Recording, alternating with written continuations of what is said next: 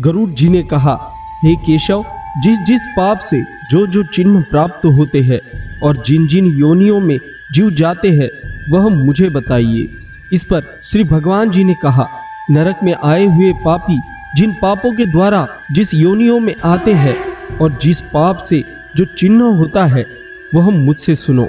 ब्रह्म हत्यारा क्षय रोगी होता है, गाय की हत्या करने वाला मूर्ख और कुबड़ा होता है, कन्या की हत्या करने वाला कोढ़ी होता है और ये तीनों पापी चांडाल योनि प्राप्त करते हैं। स्त्री की हत्या करने वाला तथा गर्भपात करने वाला पुलिंद होकर रोगी होता है, पर स्त्री गमन करने वाला नपुंसक और गुरु पत्नी के साथ व्यभिचार करने वाला चर्म रोगी होता है। मांस का भोजन करने वाले का अंग अत्यंत लाल होता है, मद्य पीने वाले के दांत काले होते हैं। लालचवश अभक्ष भक्षण करने वाले ब्राह्मण को महोदर रोग होता है।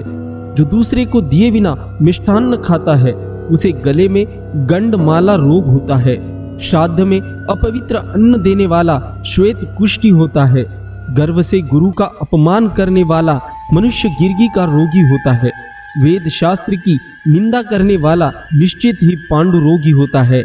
झूठी गवाही देने वाला गूंगा, पंक्ति भेद करने वाला काना, विवाह में विघ्न करने वाला व्यक्ति ओष्ठ रहित और पुस्तक चुराने वाला जन्मांध होता है। गाय और ब्राह्मण को पैर से मारने वाला लूला लंगड़ा होता है। झूठ बोलने वाला हकलाकर बोलता है तथा झूठी बात सुनने वाला बहरा होता है। विष देने वाला मूर्ख और उन्मत्त तथा आग लगाने वाला खलवाट होता है। पल यानी मांस बेचने वाला अभागा और दूसरे का मांस खाने वाला रोगी होता है। रत्नों का अपहरण करने वाला हीन जाति में उत्पन्न होता है। सोना चुराने वाला नख रोगी और अन्य धातुओं को चुराने वाला निर्धन होता है। अन्न चुराने वाला चूहा और धान चुराने वाला शलभ यानी टिड्डी होता है। जल की चोरी करने वाला चातक और विष का व्यवहार करने वाला वृश्चिक यानी बिच्छू होता है। शाक पात चुराने वाला मयूर होता है। शुभ गंध वाली वस्तुओं को चुराने वाला चुचुंदरी होता है। मधु चुराने वाला दास, मांस चुराने वाला गिद्ध और नमक चुराने वाला चींटी होता है। तांबूल, फल तथा पुष्प आदि की चोरी करने वाला वन में बंदर होता है। जूता, घास तथा कपास को चुराने वाला भेड़ योनि में उत्पन्न होता है। जो रौद्र कर्मों से आजीविका चलाने वाला है, मार्ग में यात्रियों को लूटता है और जो आखेट का व्यसन करने वाला वह कसाई के घर का बकरा होता है। विष पीकर मरने वाला पर्वत पर काला नाग होता है। जिसका स्वभाव अमर्यादित है वह निर्जन वन में हाथी होता है। बलि वैश्वदेव न करने वाले तथा सब कुछ खा लेने वाले, द्विज और बिना परीक्षण किए भोजन कर लेने वाले व्यक्ति निर्जन वन में व्याघ्र होते हैं। जो ब्राह्मण गायत्री का स्मरण नहीं करता, जो संध्योपासना नहीं करता, जिसका अंतः स्वरूप दूषित तथा बाह्य स्वरूप साधु की तरह प्रतीत होता है, वह ब्राह्मण बगुला होता है। जिनको यज्ञ नहीं करना चाहिए उनके यहाँ यज्ञ करने वाला ब्राह्मण गांव का सुअर होता है। क्षमता से अधिक यज्ञ करने वाला गर्दभ तथा बिना आमंत्रण के भोजन करने वाला कौवा होता है। जो सत्य पात्र शिष्य को विद्या नहीं प्रदान करता वह ब्राह्मण बैल होता है। गुरु की सेवा न करने वाला शिष्य बैल और गधा होता है। गुरु के प्रति अपमान के तात्पर्य से हूँ या तू शब्दों का उच्चारण करने वाला और वाद विवादों में ब्राह्मण को पराजित करने वाला जल विहीन अरण्य में ब्रह्म राक्षस होता है। प्रतिज्ञा करके द्विज को दान न देने वाला सियार होता है। सत्पुरुषों का अनादर करने वाला व्यक्ति अग्निमुख सियार होता है। मित्र के द्रोह करने वाला पर्वत का गिद्ध होता है और क्रय में धोखा देने वाला उल्लू होता है। वर्णाश्रम की निंदा करने वाला वन में कपोत होता है। आशा को तोड़ने वाला और स्नेह को नष्ट करने वाला, द्वेषवश स्त्री का परित्याग करने वाला बहुत काल तक चक्रवात होता है। माता पिता गुरु से द्वेष करने वाला तथा बहन और भाई से शत्रुता करने वाला हजारों जन्मों तक गर्भ में या योनि में ही नष्ट होता रहता है। सास ससुर को अपशब्द कहने वाली स्त्री तथा नित्य कलह करने वाली स्त्री जलों का अर्थात जल जोंक होती है और पति की भर्त्सना करने वाली नारी जूं होती है। अपने पति का परित्याग करके परपुरुष का सेवन करने वाली स्त्री वल्गुनी छिपकली अथवा दो मुंह वाली सर्पिनी होती है। सगोत्र की स्त्री के साथ संबंध बनाकर अपने गोत्र को नष्ट करने वाला तरक्ष और शल्लक होकर रीछ योनि में जन्म लेता है। तापसी के साथ व्याभिचार करने वाला कामी पुरुष मुरु प्रदेश में पिशाच होता है और अप्राप्त यौवन से संबंध करने वाला वन में अजगर होता है। गुरु पत्नी के साथ गमन की इच्छा रखने वाला मनुष्य क्रूकलास होता है। राजपत्नी के साथ गमन करने वाला ऊंट तथा मित्र की पत्नी के साथ गमन करने वाला गधा होता है।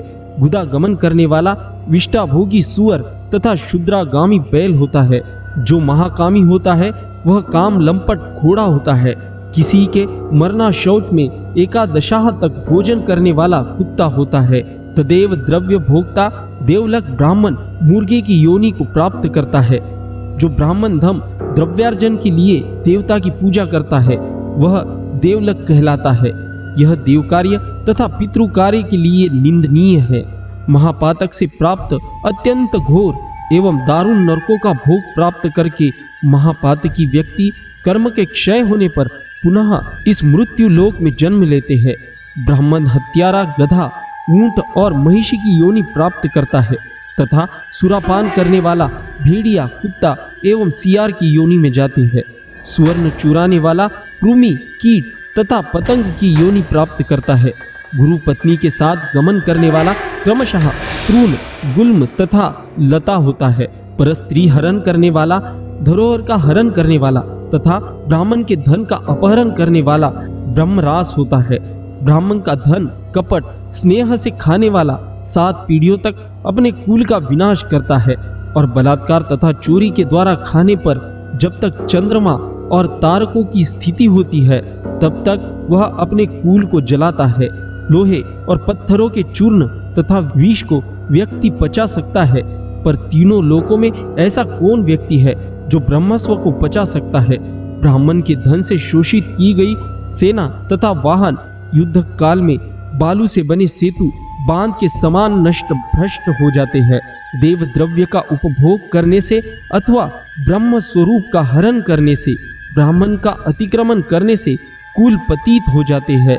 अपने आश्रित वेद परायण ब्राह्मण को छोड़कर अन्य ब्राह्मण को दान देना ब्राह्मण का अतिक्रमण करना कहलाता है। वेद वेदांग के ज्ञान से रहित ब्राह्मण को छोड़ना अतिक्रमण नहीं कहलाता है, क्योंकि जलती हुई आग को छोड़कर भस्म में आहुति नहीं दी जाती। हे ताक्ष, ब्राह्मण का अतिक्रमण करने वाला व्यक्ति नरकों को भोगकर क्रमशः जन्मांध एवं दरिद्र होता है। वह कभी दाता नहीं बन सकता, अपितु याचक ही रहता है। अपने द्वारा दी हुई अथवा दूसरे द्वारा दी गई पृथ्वी को जो छीन लेता है वह 8000 वर्षों तक विष्ठा का कीड़ा होता है। जो स्वयं कुछ देकर पुनः स्वयं ले भी लेता है वह पापी एक कल्प तक नरक में रहता है। जीविका अथवा भूमि का दान देकर यत्न पूर्वक उसकी रक्षा करनी चाहिए। जो रक्षा नहीं करता प्रत्युत उसे हर लेता है वह पंगु अर्थात लंगड़ा कुत्ता होता है। ब्राह्मण को आजीविका देने वाला व्यक्ति 1 लाख गोदान का फल प्राप्त करता है और ब्राह्मण की वृत्ति का हरण करने वाला बंदर कुत्ता तथा लंगूर होता है। हे खगेश्वर, प्राणियों को अपने कर्म के अनुसार लोक में पूर्वोक्त योनियों तथा शरीर पर चिन्ह देखने को मिलते हैं। इस प्रकार दुष्कर्म करने वाले जीव नरकीय यातनाओं को भोगकर अवशिष्ट पापों को भोगने के लिए इन परोक्त योनि में जाते हैं। इसके बाद हजारों जन्मों तक तिर्यक का शरीर प्राप्त करके वे बोझा ढोने आदि कार्यों से दुख प्राप्त करते हैं। फिर पक्षी बनकर वर्षा शीत तथा आतप से दुखी होते हैं। इसके बाद अंत में जब पुण्य और पाप बराबर हो जाते हैं तब मनुष्य की योनि मिलती है।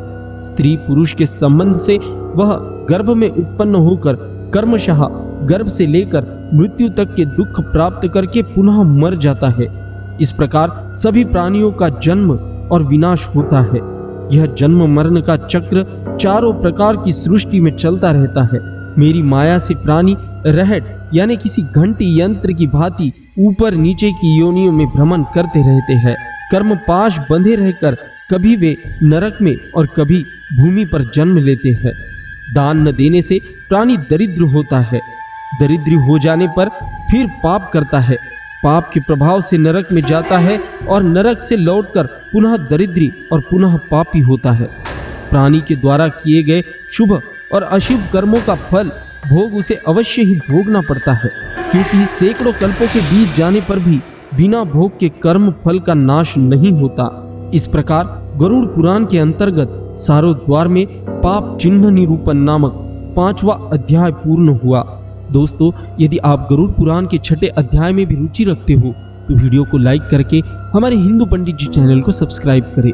मिलते हैं अगली वीडियो में।